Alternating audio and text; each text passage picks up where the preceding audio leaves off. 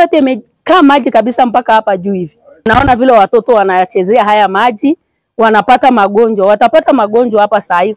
Kutokana na mvua inayoendelea kunyesha kwa muda huu, inazidi kuleta matukio hatarishi kwa baadhi ya wakazi wa maeneo mbalimbali hapa nchini, ambapo sehemu zilizo nyanda za chini zimeanza kupata mafuriko. Mfano mzuri ukiwa hapa mjini Thika, ambapo ni ujao wa mitaro ya kuteremsha taka kuziba, na hivyo basi kusababisha athari kubwa za kiafya kutokana na maji haya kusambaa kila mahali. Drainage ya eneo hii ya Kisii kwa Power hayuko define. Hapa si pengine bali ni Kisii Estate mjini Thika. Wakazi hapa wameachwa na hali tatanishi baada ya mafuriko ambayo ni jumla ya maji ya mvua pamoja na maji taka kutapaka kutoka kwa mitaro ya eneo hilo kumiminika hadi majumbani mwao. Ni wakati kumenyesha, maji huwa inakuja ina float hapa. Kwa hivyo hatupati njia ya kupitia wakati tuko hapa. Na hata kama saa hizi maji imeingia mpaka kwa ploti ndani, hata imeingia kwa manyumba, sasa hata vitanda sasa kulalika inakuwa ni ngumu. Choo zimekuja zimeflodiwa na maji.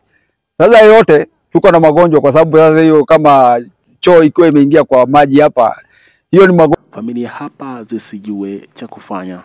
Kilichosalia ni serikali kuja na kuwaokoa, la sivyo mambo yazidi kuwa tete. Magonjwa hatarishi hapa yanawakodolea macho. Kina mama na watoto ni miongoni mwa walioathirika zaidi na tukio hili. Wamepaza sauti zao kwa serikali chini ya gavana wa Kiambu Wamatangi kuja na suluhisho la tatizo hilo ili iwe awamu ya mwisho tukio kama hili kutokea. Ilikuwa njia ya maji. Hiyo ilizuia maji such that hiyo maji ikikuja kutoka huko juu Makongeni na Thika, hiyo maji inakuja hii eneo. Na zile njia ambazo maji ilikuwa inatumia sasa zimefungwa. Juu kuna watu wamejenga kwa barabara, ukiingia huko barabara zimejengwa. Mchaina amekuja amejenga kampuni hapa ni mzuri, lakini angalau angetupatia njia ya maji. Apart from kuwa kumejengwa kwa barabara, hatuna mabarabara, hakuna drainage. Barabara zetu zote zimefanywa kuwa shamba. Ukikaa hapa, ukienda hapa nyuma ya kanisa, kuna transformer iko hapo. Barabara ya hapo inastahili kutoka itokee kwa ile main ya kwenda Kang'oki. Hakuna barabara, ni shamba saa hizi.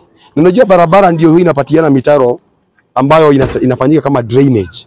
Sasa unakuta because of that kumefungwa kila mahali. Kaka Ken 254 Thika.